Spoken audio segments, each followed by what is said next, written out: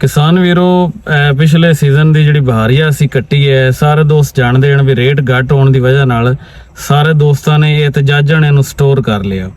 ਅੱਛਾ, ਸਟੋਰ ਅਸੀਂ ਇਸ ਪਰ ਕੀਤਾ ਹੈ ਵੀ ਇੱਕ ਤਾਂ ਇਹਤਜਾਜਨ ਕਰ ਲਿਆ ਅਸੀਂ ਸਟੋਰ, ਦੂਜੇ ਨੰਬਰ ਤੇ ਅਸੀਂ ਇਹ ਸੋਚਿਆ ਵੀ ਜਨਾਬ ਕੋਈ 4 ਪੈਸੇ ਆ ਜਾਣਗੇ, ਅਗਲੀ ਵਾਹੀ ਬਿਹਤਰ ਹੋ ਜਾਏਗੀ। ਅਗਰ ਸਟੋਰ ਕੀਤੀ ਹੋਈ ਮਕਈ ਜਿਹੜੀ ਹੈ ਸਾਡੀ ਉਹ ਖਰਾਬ ਹੋ ਜਾਵੇ ਤੇ ਜਿਤਨਾ ਸਾਨੂੰ ਰੇਟ ਮਿਲੇ ਔਰ ਅਸੀਂ ਬਹੁਤ ਜ਼ਿਆਦਾ ਘਾਟੇ ਚਲੇ ਜਾਈਏ ਤੇ ਇਹ ਵੀ ਮੁਨਾਸਿਬ ਗੱਲ ਨਹੀਂ ਹੈ। ਇਸ ਵਾਸਤੇ ਅੱਜ ਸਾਨੂੰ ਵਕਤ ਦਿੱਤਾ ਡਾਕਟਰ ਮਜ਼ਹਰ ਹੁਸੈਨ ਰਾਂਝਾ ਸਾਹਿਬ ਨੇ। ਇਹ ਅਸ਼ਰਾਤੁਲ ਅਰਜ਼ ਵਿੱਚ PhD ਇਹਨਾਂ ਨੇ ਕੀਤੀ ਹੋਈ ਹੈ।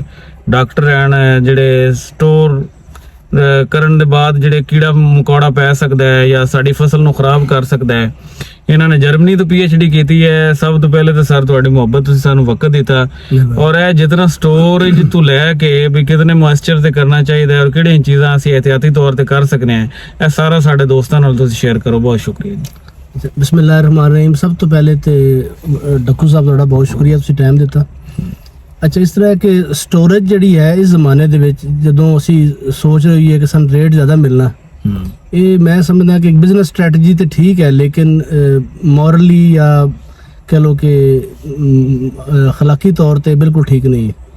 ਕਿਉਂਕਿ ਹੰਗਾਮੀ ਹਾਲਾਤ ਜਦੋਂ ਹੋਣ ਕਿਸੇ ਵੀ ਕੰਟਰੀ ਦੇ ਵਿੱਚ, ਜਿਸ ਤਰ੍ਹਾਂ ਕਿ ਇਸ ਟਾਈਮ ਮੁਲਕ ਦੇ ਵਿੱਚ ਇਨਫਲੇਸ਼ਨ ਹੈ, ਗੁਰਬਤ ਬਹੁਤ ਜ਼ਿਆਦਾ ਹੈ ਔਰ ਬਹਾਰੀਆ ਮਕਈ ਜਾਂ ਬਾਕੀ ਜਿਹੜੇ ਚੀਜ਼ਾਂ ਹਨ ਇਹ ਯੂਜ਼ ਹੋਣੀਆਂ ਕੈਟਲ ਫੀਡ ਦੇ ਵਿੱਚ, ਤੇ ਇਸ ਦੀ ਵਜ੍ਹਾ ਤੋਂ ਜ਼ਾਹਿਰ ਹੈ ਕਿ ਰੇਟ ਜਿਹੜਾ ਹੈ ਉਹ ਫੀਡ ਦਾ, ਜਦੋਂ ਐਨੀਮਲ ਫੀਡ ਦਾ ਵਧੇਗਾ ਤਾਂ ਡੈਫੀਨਿਟਲੀ ਦੁੱਧ ਦਾ ਰੇਟ ਵੀ ਵੱਧ ਜਾਏਗਾ। ਔਰ ਆਮ ਬੰਦਾ ਜਿਹੜਾ ਹੈ, ਚਾਹੇ ਉਹ ਉਸ ਗਰੋਅਰ ਹੈ ਜਾਂ ਕੰਜ਼ਿਊਮਰ ਹੈ ਦੁੱਧ ਦਾ, ਸਾਰੇ ਲੋਕ ਅਸੀਂ ਇੱਕੋ ਜੈਸੇ ਹਾਂ ਤੇ ਇੱਕ ਦਾ ਵਜ਼ਨ ਦੂਸਰੇ ਤੇ ਨਹੀਂ ਪਾ ਦੇਣਾ ਚਾਹੀਦਾ। ਮੈਂ ਪਹਿਲੇ ਤੋਂ ਤੇ ਜ਼ਾਤੀ ਤੌਰ ਤੇ ਇਸ ਨੂੰ ਅੱਛਾ ਨਹੀਂ ਸਮਝਦਾ ਕਿ ਸਟੋਰੇਜ ਕੀਤਾ ਜਾਏ। ਪਰ ਲੱਗਾ ਅਸੀਂ ਸਿਰਫ ਟਾਪਿਕ ਦੀ ਗੱਲ ਕਰੀਏ ਕਿ ਸਟੋਰੇਜ ਜਿਹੜੀ ਮਕਈ ਹੋਈ ਹੈ ਜਾਂ ਕੋਈ ਵੀ ਜਿਹੜੀ ਅਜਨਾਸ ਨੇ, ਕਣਕ ਹੋ ਸਕਦੀ ਹੈ, ਬਾਕੀ ਉਹਨਾਂ ਦੇ ਜਿਹੜੇ ਕੀੜੇ ਨੇ ਉਹਨਾਂ ਨੂੰ ਕਿਸ ਤਰੀਕੇ ਨਾਲ ਮੈਨੇਜ ਕਰਨਾ। ਪਹਿਲਾ ਇਹਦਾ ਜਿਹੜਾ ਫਾਰਮੂਲਾ ਹੈ ਉਹ ਇਹ ਹੈ ਕਿ ਜਿਹੜਾ ਦਾਣਾ ਹੈ, ਚਾਹੇ ਮਕਈ ਦਾ ਜਾਂ ਕਣਕ ਦਾ, ਉਹਦਾ ਜਿਹੜਾ ਮੋਇਸਚਰ ਲੈਵਲ ਹੈ ਉਹ 10% ਤੋਂ ਕਮ ਹੋਣਾ ਚਾਹੀਦਾ। ਉਸ ਦੇ ਲਈ ਆਸਾਨ ਫਾਰਮੂਲਾ ਜਾਂ ਦੇਸੀ ਫਾਰਮੂਲਾ ਇਹ ਹੈ ਕਿ ਦੰਦਾਂ ਥੱਲੇ ਦਾਣੇ ਰੱਖ ਕੇ ਚਿੱਥੋ, ਅਗਰ ਉਹਦੇ 'ਚ ਇੱਕ ਟੁੱਟਣ ਦੀ ਆਵਾਜ਼ ਆਏ ਤੇ ਇਹ ਅਸੀਂ ਸਮਝਦੇ ਹਾਂ ਕਿ 10% ਤੋਂ ਮੋਇਸਚਰ ਜਿਹੜਾ ਕਮ ਹੈ। ਅਗਰ ਨਾ ਆਏ ਔਰ ਦਾਣਾ ਫਿਸ ਜਾਏ ਤੇ ਇਸ ਦਾ ਮਤਲਬ ਇਹ ਹੈ ਕਿ ਉਹਦੇ ਵਿੱਚ ਮੋਇਸਚਰ ਜ਼ਿਆਦਾ, ਔਰ ਜਦੋਂ ਮੋਇਸਚਰ ਬਹੁਤ ਜ਼ਿਆਦਾ ਹੋਏ ਤੇ ਉਸ ਤੇ ਉੱਲੀ ਲੱਗ ਜਾਏਗੀ। ਅਗਰ ਨਿਸਬਤਨ ਕਮ ਹੋਏ ਤੇ ਕੀੜੇ ਦਾ ਅਟੈਕ ਹੋ ਸਕਦਾ। ਅੱਛਾ, ਕਈ ਸਾਡੇ ਜਿਹੜੇ ਭਾਈ ਨੇ ਸਟੋਰੇਜ ਦੇ ਜਿਹੜੇ ਨਵੇਂ ਲੋਕ, ਜ਼ਾਹਿਰ ਹੈ ਕਿ ਸੀਜ਼ਨ ਦੇ ਵਿੱਚ ਲੋਕ ਜਿਹਨਾਂ ਕਦੀ ਸਟੋਰ ਨਹੀਂ ਕੀਤਾ ਉਹ ਵੀ ਕਰ ਰਹੇ ਨੇ, ਤੇ ਉਹ ਇਸ ਤਰ੍ਹਾਂ ਕਰਦੇ ਨੇ ਕਿ ਜਿਹੜਾ ਵੀ ਕਮਰਾ ਮਿਲ ਜਾਏ, ਕਿ ਜਿਹੜੀ ਵੀ ਥਾਂ ਮਿਲ ਜਾਏ ਉੱਥੇ ਉਹ ਸਟੋਰੇਜ ਕਰ ਲੈਂਦੇ ਨੇ। ਅਸੀਂ ਦੋ ਹਿੱਸੇ ਤਕਸੀਮ ਕਰ ਸਕਦੇ ਹਾਂ। ਇੱਕ ਤੇ ਇਹ ਹੈ ਕਿ ਜਿਹੜਾ ਅਗਰ ਕਮਰੇ 'ਚ ਕੀਤੀ ਗਈ ਹੈ ਤਾਂ ਉਹਦਾ ਅਲੱਗ ਤਰੀਕਾਕਾਰ ਹੈ, ਅਗਰ ਓਪਨ ਕੀਤੀ ਗਈ ਹੈ ਤਾਂ ਫਿਰ ਅਲੱਗ ਤਰੀਕਾਕਾਰ ਹੈ। ਅਗਰ ਕਮਰੇ 'ਚ ਕੀਤੀ ਗਈ ਹੈ ਤਾਂ ਬਿਹਤਰ ਹੱਲ ਇਹ ਹੈ ਕਿ ਉੱਥੇ ਪਹਿਲੇ ਇੱਕ ਸਪਰੇਅ ਕੀਤਾ ਜਾਏ, ਔਰ ਅਗਰ ਉਹ ਸਟੋਰ ਪੁਰਾਣਾ ਹੈ तो ਉਹਦੇ ਵਿੱਚ ਅਗਰ ਦਾਣੇ ਨਵੇਂ ਰੱਖੇ ਜਾਣ, ਮਕਈ ਫਰਜ਼ ਕੋ ਨਵੀਂ ਰੱਖੇ ਜਾਣ ਉਹਦੀ ਫਸਲ, ਤੇ ਉਹ ਉਸ ਤੇ ਪੁਰਾਣੇ ਜਿਹੜੇ ਸਟੋਰੇਜ ਦੇ ਜਿਹੜੇ ਕੀੜੇ ਹਨ ਉਹ ਵੀ ਉਸ ਤੇ ਅਟੈਕ ਕਰ ਲੈਣਗੇ। ਤੇ ਉਹਨੂੰ ਪਹਿਲੇ ਤਾਂ ਸਪਰੇਅ ਕੀਤਾ ਜਾਏ ਦੀਵਾਰਾਂ ਨੂੰ ਔਰ ਦੇ ਫਰਸ਼ ਨੂੰ ਅੱਛੇ ਤਰੀਕੇ ਨਾਲ। ਅਗਰ ਉਹਦੇ ਕਰੈਕਸ ਨੇ ਤੇ ਉਹ ਖਤਮ ਕੀਤੇ ਜਾਣ। ਅਗਰ ਇਹ ਸਾਰਾ ਕੁਝ ਨਹੀਂ ਹੋ ਸਕਦਾ ਤੇ ਫਿਰ ਇਹ ਹੈ ਕਿ ਉਹਨੂੰ ਫਿਊਮੀਗੇਸ਼ਨ ਕਰਨੀ ਪੈਣੀ। ਉਹਦਾ ਬਿਹਤਰੀਨ ਤਰੀਕਾ ਇਹ ਹੈ ਕਿ ਦਾਣੇ ਜਿਹੜੇ ਨੇ ਪਹਿਲੇ ਸੁਕਾ ਲਿਆ ਜਾਣ ਧੁੱਪ ਦੇ ਉੱਤੇ, ਮਕਈ ਜਿਹੜੀ ਹੈ ਉਹਨੂੰ ਸੁਕਾ ਲਿਆ ਜਾਏ ਔਰ ਉਹਦਾ ਮੋਇਸਚਰ ਜਿਹੜਾ ਲੈਵਲ ਹੈ, ਨਮੀ ਜਿਹੜੀ ਹੈ 10% ਤੋਂ ਕਮ ਹੋਵੇ। ਉਹਦੇ ਵਿੱਚ ਜਿਨ੍ਹਾਂ ਨੂੰ ਉੱਲੀ ਲੱਗੀ ਹੈ ਉਹ ਅਲੱਗ ਕਰ ਲਏ ਜਾਣ। ਅਗਰ ਗਰਮ ਪਾਣੀ ਨਾਲ ਧੋ ਲਿਆ ਜਾਏ ਤਾਂ ਬਹੁਤ ਅੱਛਾ ਹੈ, ਔਰ ਬਹੁਤ ਅੱਛੇ ਤਰੀਕੇ ਨਾਲ ਧੋਇਆ ਜਾਏ ਤਾਂ ਕਿ ਅਗਰ ਐਨੀਮਲ ਫੀਡ ਦੇ ਤੌਰ ਤੇ ਜਾਏ ਜਾਂ ਜਿੱਥੇ ਵੀ ਉਹਦਾ ਇਸਤੇਮਾਲ ਹੋਵੇ ਉਹ ਬਿਮਾਰੀ ਨਾ ਕਰੇ। ਕਿਉਂਕਿ ਜਿਹੜੀ ਉੱਲੀਆਂ ਨੇ ਜਾਂ ਫੰਜਾਈ ਹੈ ਇਹ ਇਨਫਲਾਟਾਕਸਿਨ ਨਾਲ ਚਾਹੁੰਦਾ, ਜਿਹੜਾ ਕਿ ਫੂਡ ਪਾਇਜ਼ਨਿੰਗ ਦਾ ਬਾਇਸ ਬਣ ਸਕਦਾ। ਅੱਛਾ, ਉਹ ਧੋਣ ਤੋਂ ਔਰ ਅਲੱਗ ਕਰਨ ਤੋਂ ਬਾਅਦ ਜਿਹੜੇ ਬਿਲਕੁਲ ਦਾਣੇ ਬਿਹਤਰ ਹੋਣ, ਜਿਹੜੇ ਜਿਨ੍ਹਾਂ ਨੂੰ ਉੱਲੀ ਨਾ ਲੱਗੀ ਹੋਵੇ, ਉਹ ਸਟੋਰ 'ਚ ਰੱਖ ਦਿੱਤੇ ਜਾਣ।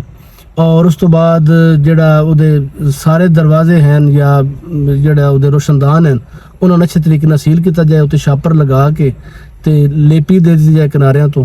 ਔਰ ਇੱਕ ਜਿਹੜਾ ਦਰਵਾਜ਼ਾ ਹੈ ਜਿੱਥੋਂ ਅਸੀਂ ਬੰਦੇ ਨੇ ਗੋਲੀਆਂ ਰੱਖਣ ਤੋਂ ਬਾਅਦ ਨਿਕਲਣਾ, ਉਹਨੂੰ ਆਖਰ ਤੇ ਮੈਨੇਜ ਕਰ ਲਿਆ ਜਾਏ।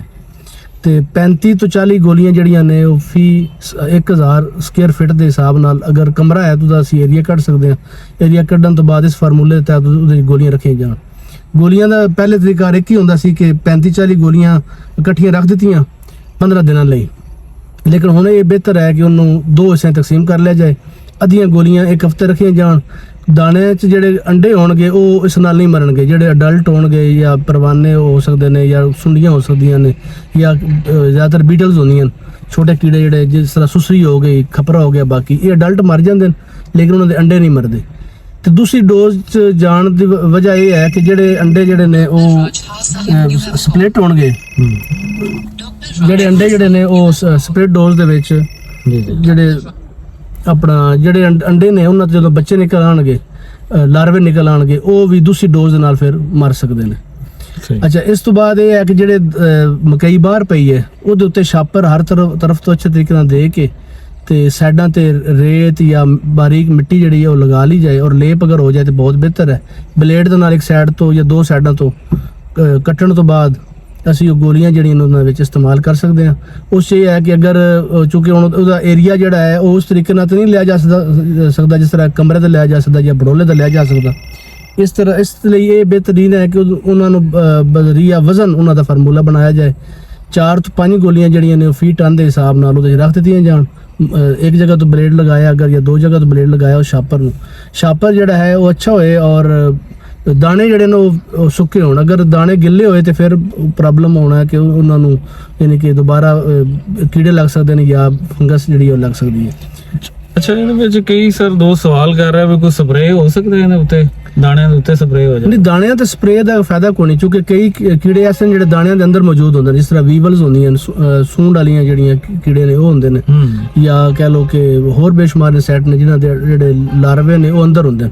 ਸਹੀ। ਕੁਝ ਐਸੇ ਕੀੜੇ ਹਨ ਜਿਹੜੇ ਕਿ ਦਾਣਿਆਂ ਦੇ ਦਰਮਿਆਨ ਰਹਿੰਦੇ ਨੇ ਜਾਂ ਆਟੇ ਦੇ ਦਰਮਿਆਨ ਰਹਿੰਦੇ ਨੇ, ਲੇਕਿਨ ਕਈ ਐਸੇ ਕੀੜੇ ਹਨ ਜਿਨ੍ਹਾਂ ਦੇ ਲਾਰਵੇ ਜਿਹੜੇ ਨੇ ਉਹ ਦਾਣਿਆਂ ਦੇ ਅੰਦਰ ਹੁੰਦੇ ਨੇ। ਉਹ ਸਪਰੇਅ ਨਾਲ ਜ਼ਾਹਿਰ ਉਹਨਾਂ ਤੱਕ ਡਾਇਰੈਕਟ ਕੰਟੈਕਟ ਨਹੀਂ ਹੋਣਾ, ਸਹੀ, ਤੇ ਉਹ ਨਹੀਂ ਮਰਨਗੇ। ਇਹ ਜਿਹੜੇ ਗੋਲੀਆਂ ਦੱਸ ਰਹੇ ਹੋ ਜਿਹੜੇ ਆਮ ਤੌਰ ਤੇ ਜਿਹੜੀ ਗੰਦਮ ਵਿੱਚ ਗੋਲੀਆਂ ਰੱਖੀਆਂ ਜੀ ਉਹੀ ਗੋਲੀਆਂ, ਉਹਨਾਂ ਚ ਗੈਸ ਖਾਰਜ ਹੁੰਦੀ ਹੈ। ਉਹ ਇਸ ਲਈ ਮੈਂ ਅਰਜ਼ ਕਰ ਰਿਹਾ ਸਾਂ ਜਿਹੜਾ ਕਮਰਾ ਹੈ ਜਾਂ ਜਿਹੜਾ ਸਟੋਰ ਤੁਸੀਂ ਬਣਾਇਆ ਜਿਸ ਨੂੰ, ਉਸ ਦੇ ਵਿੱਚ ਕਿ ਆਪਣਾ ਲੇਪ ਇਸ ਲਈ ਦਿੱਤਾ ਗਿਆ ਕਿ ਉਹ ਗੋਲੀਆਂ ਜਿਹੜੀਆਂ ਇਸ ਤਰ੍ਹਾਂ ਗੈਸ ਕਨਵਰਟ ਹੋ ਜਾਂਦੀਆਂ ਨੇ, ਔਰ ਗੈਸ ਜਿਹੜੀ ਹੈ ਉਹ ਫਿਰ ਹਰ ਜਗ੍ਹਾ ਤੇ ਪੈਨੀਟ੍ਰੇਟ ਕਰਕੇ ਉਹਨਾਂ ਨੂੰ ਮਾਰ ਸਕਦੀ ਹੈ। ਸਹੀ ਹੈ। ਅੱਛਾ ਕਿਸਾਨ ਵੀਰੋ, ਮੈਂ ਉਮੀਦ ਕਰਨਾ ਕਿ ਵੀਡੀਓ ਤੋਂ ਤੁਸੀਂ ਫਾਇਦਾ ਚੁੱਕੋਗੇ। ਬੇਸਿਕਲੀ ਇਹ ਹੈ ਕਿ ਸਟੋਰੇਜ ਜਿਵੇਂ ਰਾਜਾ ਸਾਹਿਬ ਨੇ ਕਿਹਾ ਵੀ ਨਹੀਂ ਕਰਨਾ ਚਾਹੀਦਾ, ਇਹਨੂੰ ਵੇਚ ਦਿਓ ਤਾਂ ਕਿ ਜਿਤਨਾ ਅਸੀਂ ਜ਼ਰਰਾ ਮੁਬਾਦਲਾ ਇੱਥੇ ਸਾਡੇ ਮੁਕੱਦਰ ਵਿੱਚ ਉਹ ਮਿਲ ਜਾਣਾ ਹੈ। ਅਗਰ ਇਹਦੇ ਵਿੱਚ ਬਹੁਤ ਸਾਰੀ ਹੋਰ ਵੀ ਕਬਾਤਾਂ ਹਨ, ਸਾਡੇ ਮੁਲਕ ਨੂੰ ਜ਼ਰੂਰਤ ਵੀ ਹੈ। ਸੈਲਾਬ ਆ ਗਿਆ, ਮੱਝਾਂ ਲੋਕਾਂ ਦੀਆਂ ਸੈਲਾਬ ਵਾਲੇ ਏਰੀਆਜ਼ ਦੇ ਵਿੱਚੋਂ ਬਹੁਤ ਸਾਰੀਆਂ ਮੱਝਾਂ ਨੇ ਇਹਦੇ ਨਕਲ ਮਕਾਨੀ ਕੀਤੀ ਹੈ, ਉਹਨਾਂ ਨੂੰ ਖੁਰਾਕ ਦੀ ਵੀ ਜ਼ਰੂਰਤ ਪੈਗੀ, ਖਲ ਵੀ ਮਹਿੰਗੀ ਹੋ ਗਈ ਔਰ ਬਹੁਤ ਸਾਰੀਆਂ ਚੀਜ਼ਾਂ ਮਹਿੰਗੀਆਂ ਹੋ ਗਈਆਂ। ਇਸ ਵਾਸਤੇ ਮੈਂ ਉਮੀਦ ਕਰਨਾ ਕਿ ਸਾਰੇ ਦੋਸਤ ਇਸ ਗੱਲ ਨੂੰ ਸਮਝਣਗੇ, ਔਰ ਬਾਕੀ ਜਿਹੜੇ ਲੋਕਾਂ ਨੇ ਸਟੋਰ ਕੀਤੇ ਹੋਏ ਨੇ ਜਾਂ ਜਿਨ੍ਹਾਂ ਕੋਲ ਸਟੋਰੇਜ ਦੀ ਸਹੂਲਤ ਮੌਜੂਦ ਹੈ ਉਹ ਇਹਨਾਂ ਫਾਰਮੂਲਿਆਂ ਤੇ ਅਮਲ ਕਰਕੇ ਆਪਣੀ ਰੱਖੀ ਹੋਈ ਜਿਨਸ ਨੂੰ ਬਚਾ ਸਕਦਾ ਹੈ। ਔਰ ਅਗਰ ਵੀਡੀਓ ਤੁਹਾਨੂੰ ਪਸੰਦ ਆਵੇ ਤਾਂ ਦੂਜੇ ਲੋਕਾਂ ਨਾਲ ਸ਼ੇਅਰ ਕਰ ਦਿਓ। ਬੇਹੱਦ ਸ਼ੁਕਰੀਆ।